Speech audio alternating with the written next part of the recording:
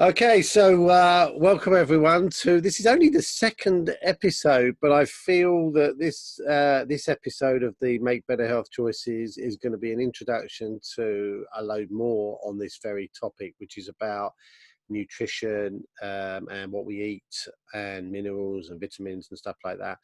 So Caroline, welcome to this. Thank you so much for coming on. And you and I have a fairly long history now. We've collaborated on a few things, but can you just give the people who are watching an idea of kind of why you're qualified to talk about nutrition and food and this kind of thing? Sure. So back in 2013, I did a course at Leith's School of Food and Wine, because backtracking a bit, I decided to resign from my, if you like, proper job, which when I was a qualified accountant, and I was working part-time for Abbots Langley Parish Council and local government. And I'd done that for 7 years since having my girls, and it wasn't what I wanted to do anymore. And thinking hard about what I really wanted to do, I've always loved cooking. My mum's a great cook. I originally learnt from her, but I thought I'd take things to another level with the course at Leith's. So I did that in 2013. And then they offered me a discount on another course, which was Nutrition in Practice. Mm-hmm. And that was 2 years later, so that was in 2015. And so I did their Nutrition in Practice course. And since 2015, it's been a natural progression moving to a much more plant-based diet. So all this time, like, I've been adapting what I cook at home and coming up with really tasty plant-based meals, because in the intervening time, about 2 years ago, both my girls, who are young adults now, they've become vegan. Right. So that was a further adjustment, because, and I myself still am not vegan, I'm vegetarian, but yeah, it was a further adjustment because, like, obviously you might make mashed potato and you go for the milk and you think, okay, right, can't put that in, and you go for the butter and you think, okay, can't put that in either. So you end up substituting things, and it doesn't take too long to adjust and get used to doing that. Okay, well, thanks for that intro. Now, I know I've pounced a little bit on you with regard to what we're going to talk about today, but I've been inspired to sort of direct the conversation through speaking with younger people who are, on their own in their own house, or they're in their own flat, or they're a young couple or whatever, okay. And they are facing the messaging that's now coming from the government, which is all about eat more sensibly, do more exercise, and there are lots of obese people about, and we need to tackle this.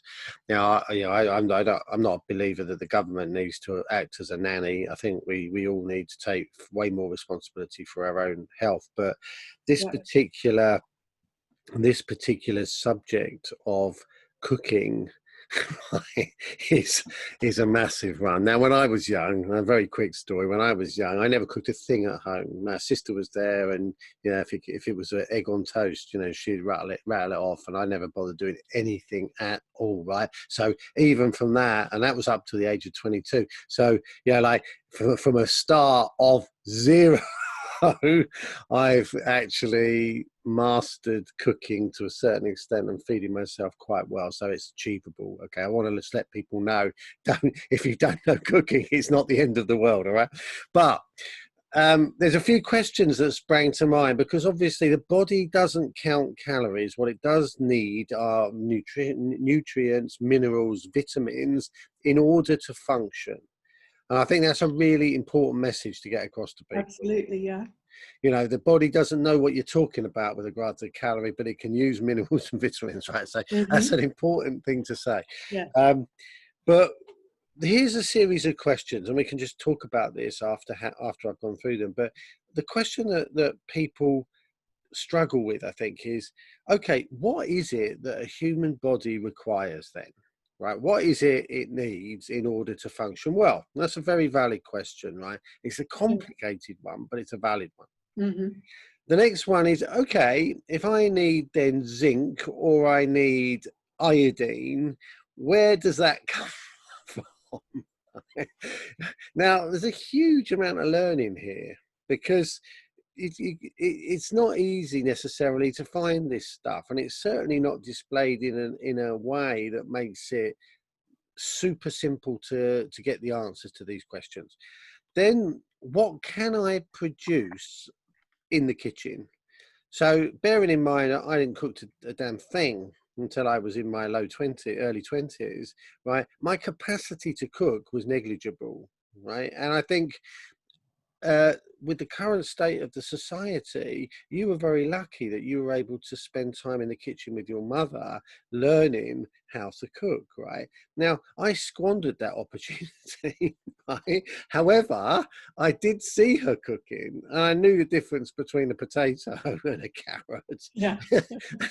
and my dad was in the garden, and quite often I was helping him grow things, so I know how they came about. You know, I weren't just, you know, how do you get potatoes? Well, you just go to Tesco's and they're in plastic container. You know, like I knew they came from the ground. Right? Yeah. So I had a head start there. Yeah. And so what can I produce? What am I capable of producing without huge amounts of training? What foods do I actually like? Because, you know, with the fast foods that are out there, it's easy to go and grab a KFC or something. There are other fast foods available, just to say that. But it's easy to go out and you've got no worries, right? And you know people are going to like it, right? Pretty much. Not only have I got to like it, but if I'm cooking for others, they've got to like it. Then I've got what ingredients do I need to prepare this? Because I know, and I'm not the only one here, I'm sure there are millions of people out there. You open a cookery book, you go in there, oh, that looks nice picture. You run down the ingredients list, you haven't got half of them. Yeah. So it's like you go up to get some saffron, right, and you find out it's like £5 for a tiny little amount, right, and you only need it for one recipe. Yeah. It never resurfaces from the back of the cupboard ever again. No. So this is a problem, right? Yeah. And the other thing is, it's not got to take too long, because the reason I'm not cooking is because I don't like doing it. Yeah. So I don't want to spend all my life in the kitchen just so I can eat decent food. To be honest, I mean, some would argue differently, but that's and then I got to do this every day. I've got to think about not just one meal, but the whole week's meals, right? Now, for a person who's been told they've got to eat better, right? This is daunting, isn't it? Absolutely, yeah. There's a lot to put in place to achieve that. Absolutely, yeah. It's having the right ingredients in your house, having the basic skills to put them together. Yeah, there's a lot. There's a lot there. So, I mean, from my perspective, if I was facing that, I mean, you know, when I first started cooking, you know, like, I could go out and buy the ingredients. It wasn't an issue. I had enough money to do that. I started off my cooking my experience with a curry, you know, like with a curry with like a list of ingredients long as Regent Street. But I did something hard because that's my style. If I'm going to do something, I like to try something a bit difficult. But I know that people are going to go into these supermarkets and they're going to look down the aisle of ready-made meals and they're going to pick them up because it's easy. I mean, to compare doing that to doing the other, we know what people are going to do, don't we? We know they're going to pick up a pizza fast, or some kind of ready meal that's for two people. They're going to pick it up, stick it in there, because that is beats the pants off cooking in the kitchen, right? What can you tell me? Why is it that the food that's sitting there on the shelf ready to eat is causing obesity? Because you have to make the connection, don't you? You have to be able to link the two things, because obesity is one thing. If it's as a result of eating the foods that we are eating, then what's in them that's causing the problem? What's generally going to be in, obviously you've made the point that they're going to be sitting on the shelf for a certain length of time, so Yeah. they have to have additives in them to keep them so they're not going off on the shelf. But what you'll tend to have, and like the labeling is often misleading, like if it says it's low in sugar, for example, it could have sweeteners in it, which really aren't good for you. But like those meals, that they're going to make them what is going to appeal to people's palates. They're going to have a higher salt content. They're going to have fats which are omega-6 rather than omega-3. Mm. And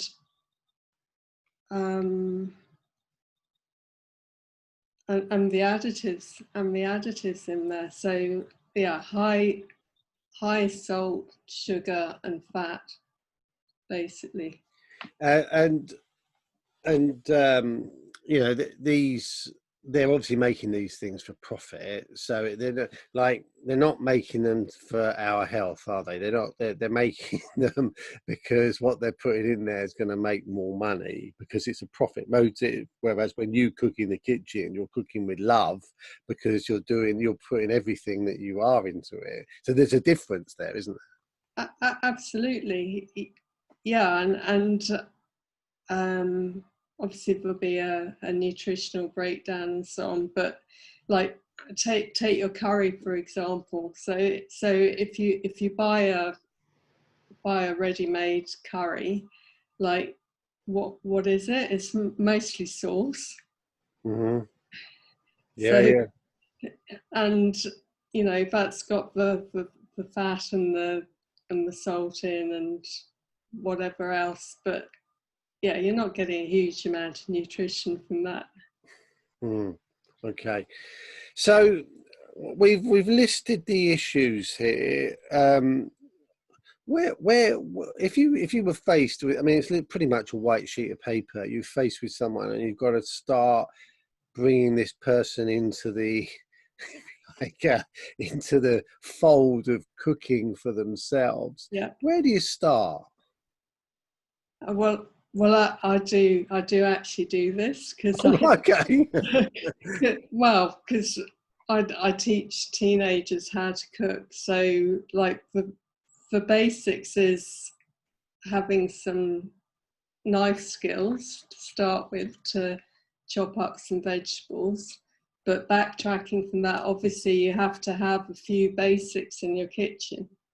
So you have to have a vegetable peeler, you have to have a decent knife to chop with, and a chopping board. Yeah, I've And tried chopping with a blunt knife. It makes it miserable. yeah, you're just battling. Yeah, it's not going to work if you're trying to chop with a blunt knife. So yeah, and a decent sized pan with a lid. And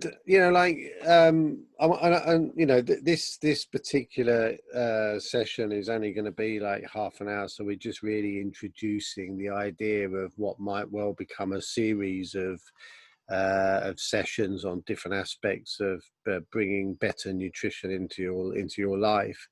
But there's some basic ingredients, as you say, that every kitchen really can't be without. And yeah, once you've got those, and I mean, one of the things you mentioned offline, and I think I'd like you to talk about this now, is soups. Now, I love soup. Right? I didn't always used to like soup, but there is a versatility in soup, which I think you can learn.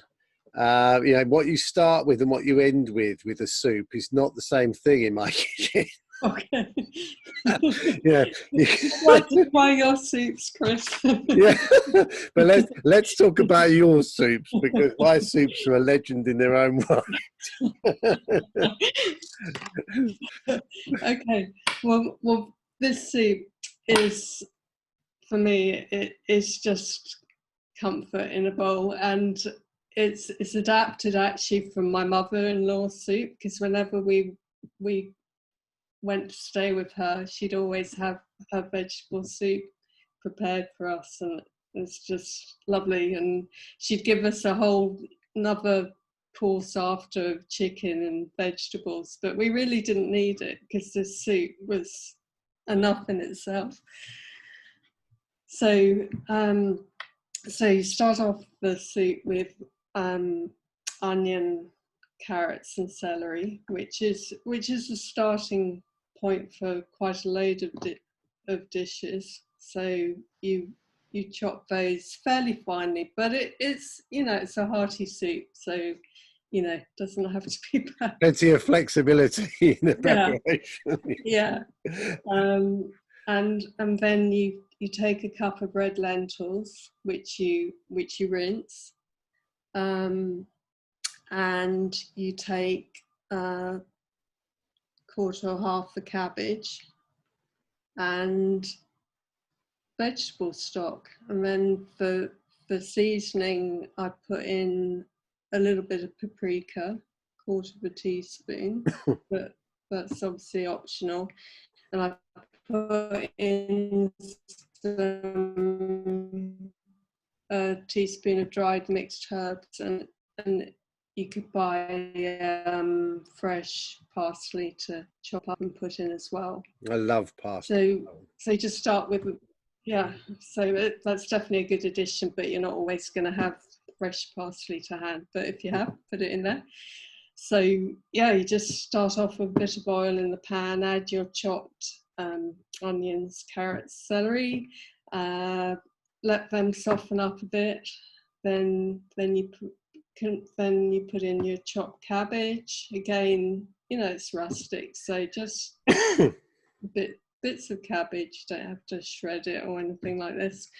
And then add in your vegetable stock. So I just use 1 vegetable stock cube and about 1.5 litres of water.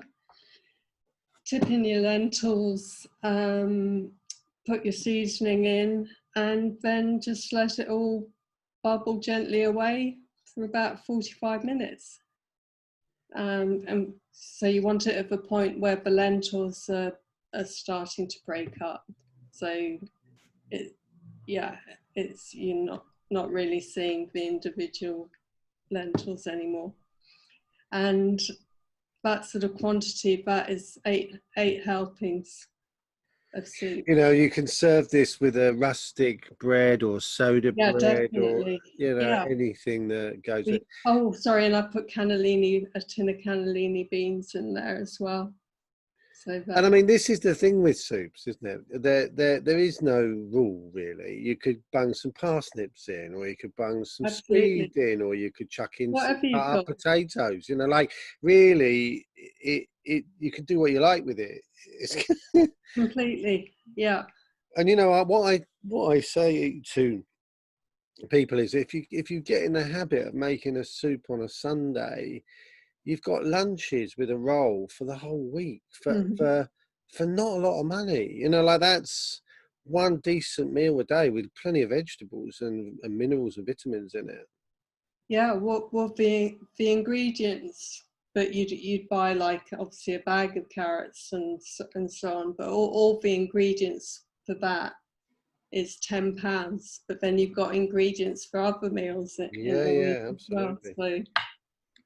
No, I mean, it's fantastic. The reason I laugh is that, you know, like I might, if I've got some of that soup left, and often I do, then I might use that instead of putting a vegetable stock cube in, because I'll just use the end of the soup and and just chuck it in my chili. Yeah. And it becomes, and I have a lot of this going on where one dish never ends. It just keeps going into the... Yeah. Well, you're using up what's left over. Absolutely. Yeah. So people say to me, "Can you send me the recipe for this?" It's like, well, no, I can't, because actually it's got bits from previous meals in it as well. Yeah. But I think that the point is that it if you're making something like that and you're living, two of you or on your own, it's not laborious, is it? And it is an ongoing meal for the whole week, and it's very nutritious, and you know what's in it. Absolutely. Yeah. And it doesn't cost very much. It ticks all the boxes. Yeah. Yeah. And like you said, you put some cannelloni beans in, but you can put any old beans in, can't you? Butter beans, you can bung anything in, really. Yeah. Chickpeas, whatever. Yeah. Yeah. And then you could, you could serve it with pasta if you weren't having it with bread. Yeah, just as you say, so many variations. Well, one of the sort of staples in Eastern Europe is like a few. They're normally quite stringent with their meat. So, you know, they're not like here in the UK. You know, this is another issue, is like the volume of meat that is consumed is astronomical, and we don't need all that meat. But I believe that a little bit of meat's okay. But they'll use chicken stock, and then they'll boil the bones up with the onion, and then they'll bung in like parsnips and a few carrots and a bit of celery potentially, or what's the other one that's like celery? Celeriac, is it, or something? Yeah, that's the one. Yeah, celeriac, the root of it. Celeriac, yeah. And that gives a nice earthy taste to it. So, and they'll serve that, and it's a very clear, very liquidy broth. Yeah. And then they'll bung some of these like minestrone type noodles in it, very thin ones. Yeah. And that's how, and that's like that's every meal's got that kind of thing beforehand, with a bit of spices they might add in with it, a bit of chili, you know, kind of paste if they want to spice it up a bit. But I think in the UK we've kind of distanced ourselves from soup a little bit. But it's like, going back hundreds of years, or even maybe 50 years, 60 years, it was a real staple, wasn't it? Yeah, it would have been. And actually, there's something about having a bowl of soup. It's more satisfying than, you know, your standard sort of meat and 2 veg meals. It's actually, psychologically, it's more filling. Yeah, and it also goes through the body, because I mean, one of the key things here, of course, is eating things which, because everyone's different, and some people struggle. Like I struggle a little bit with beans. You know, they cause a bit of digestion issues with me. I need to work on my microbiome or something, I guess, in my stomach for that. But I love them. You know, that's the problem. I love them, and I know they're a bit of an issue. But like, if you eat soup which has got plenty of liquid in it, it assists with the digestion, doesn't it? It assists with all that stuff. Whereas if you're eating stodgy potato with stodgy this and stodgy that, it can, it bungs things up a little bit. So a good mix of things, including soup, is a great way forward, and it's something people can do quite readily and quite easily, because there's not much to go wrong, is there? No, nothing. I can't see what could go wrong. But for me, and for the people that may be watching this who are embarking on this, right? Embarking on like maybe the experiment of trying to cook some food for themselves for once. To hear that there's food that can cost them, let's say it costs them £5 for a soup every day and a roll at 20p or something, and they can have a nutritious meal, at least one nutritious meal every single day, which is plant-based, and it's not going to cost very much, and it can't go wrong. It's like it's like a perfect start, isn't it? And I think, I think if anything, if anybody does anything on their move into plant-based food, and this is another thing, I don't think people need to be entirely plant-based. I just think we need to have more vegetables in our diet. I agree. Obviously I've made that lifestyle choice, but a large part of the thinking behind making that choice is, but I know I'm going to get enough vegetables because I eat this way. Yeah. And I think, I mean, sort of closing, if you create a sort of likelihood that you will almost by accident be eating more veg by creating something like a soup, which, it's, you might have to get a bit of Tupperware or a container to put the soup into to take to work or to wherever you go, but it's not a huge investment. And it starts people off excuse me, on the path of, well, what if I add this to it, or what if I you've got a basis, a real basis on which to move forward, which isn't complicated or difficult, and then you kind of learn on the job, because I'm sure you did. I know I did. It's like I didn't go into, I didn't go down the library and raid the nutrition and vitamin section and then go and clear out the good cook guides and get myself a load of recipes.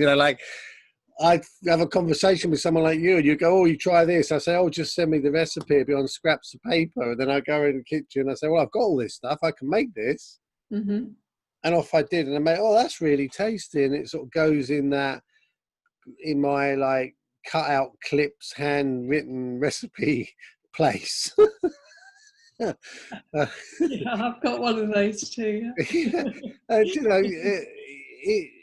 It becomes easier the more you do it, but I think it's such an important step for people, because it's too much, isn't it? It's too much to tackle it all in one go. Yes. Absolutely. Just make a start with one simple basic dish like we've been talking about, and build it up from there. So I think that we can probably call it a day on this one, but I want to thank you really for coming on and just sort of sharing your sort of background and what how you've gone, because you've gone all the way to vegan, well, not vegan, but you're vegetarian. And I don't think it's necessary for people to sort of hang on these names either. I think I mean, I'm not vegetarian, I'm not pescatarian, I'm not vegan, I'm not any of this stuff. I'm me eating a balanced diet. I think works for me. Do you know what I mean? Which everyone's got to find that, and obviously you've developed your skills in the kitchen and found out what works for you. So, and this is what we need to encourage other people to do. That is the beauty. That is the beauty of it, isn't it? It's not about being fixed. It's down to you. And although that's great, down to you means, wow, it's down to me. It's my responsibility. This is tough. It's hard. There's lots to it. It's the ultimate in flexibility too, because you can decide how far or little you want to go with it. But even if somebody interrupted 3 fast food meals a day, 21 meals a week, with 7 soup meals, they'd be making a massive difference to their lives. It would be massive. Yeah, it would really help. So, okay, well, thank you ever so much, Thanks very much, Chris. and I look forward to many more conversations on this subject. So, if you're willing to come on and do some more, I'd be very grateful. Okay, thanks, Chris. It would be a pleasure. Bye for Thank you. thanks for those watching, and yeah, these I hope will be regular, and we'll be talking all about different types of nutrition and food and stuff, and helping you on your way. So thanks for watching.